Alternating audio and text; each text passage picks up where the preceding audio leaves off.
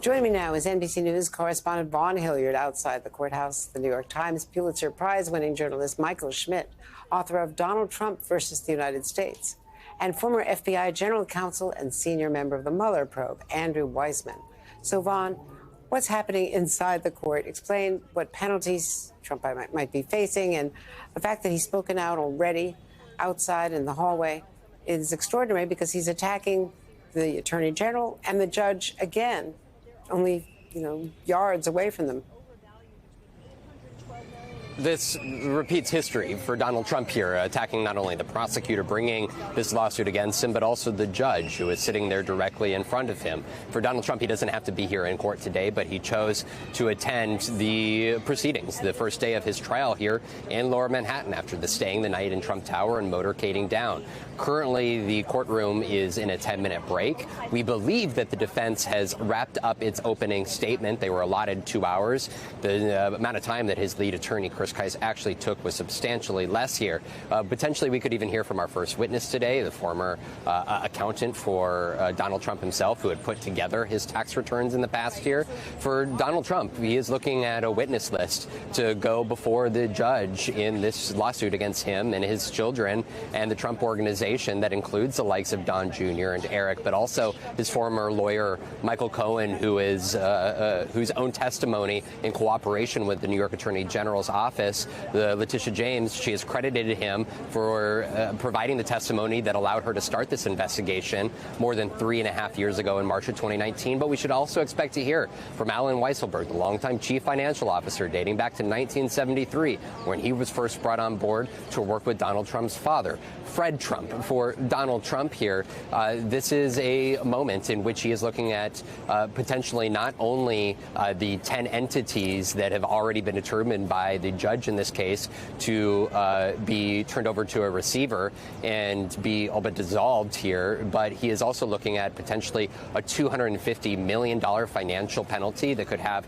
severe repercussions to the Trump organization at large and his properties outside of New York. But he and his children could also be barred from ever doing business in New York. They could also face a real estate suspension here in the state of New York. And so for the Trump organization, back in 1927 is when the family first founded it. Nearly 96 years later, they are in peril that has far-reaching implications that go much greater than beyond Donald Trump himself, but an entire corporation here that goes down to his children, others in the family, and of course a workforce that could be looking at the Trumps no longer at the helm. So, Michael, this is a civil trial, not a criminal trial, like the 4 others that Trump is facing. But it's really striking a chord with Trump. It's getting him maybe where he lives, his finances, his business. This case cuts to the heart of perhaps the most important thing to him, and that is what he thinks his worth is.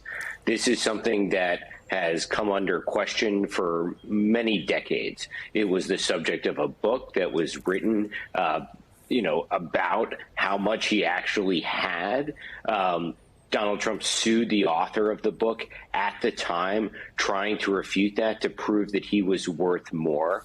And I think that this also cuts to probably what struck so many Americans across the country when he was running in 2016. If you lived in New York City, you knew that Donald Trump was a showman who did overstate a lot of different things. But to many people in the country, he was the person from The Apprentice, the person in the boardroom, the person who was worth all of this money. And what this trial does is it essentially says that was all a fraud. That was all made up. That was all smoke and mirrors. And look, who knows what type of impact this will have on Trump's standing? We've obviously seen so many different things over the past, 6, 7, 8 years now.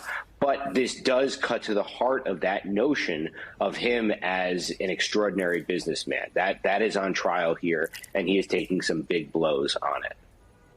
And it could affect whether he can get insurance or bank loans for any of his other businesses, even outside New York. Andrew, I want to play another portion of the former president entering the courtroom this morning and going after both the judge, and the whole system. Now I have to go before a rogue judge as a continuation of Russia, Russia, Russia, as a continuation of the greatest witch hunt of all time. And I don't think the people of this country are going to stand for it. This is a disgrace. And you ought to go after this attorney general because she's turning off everybody from coming in.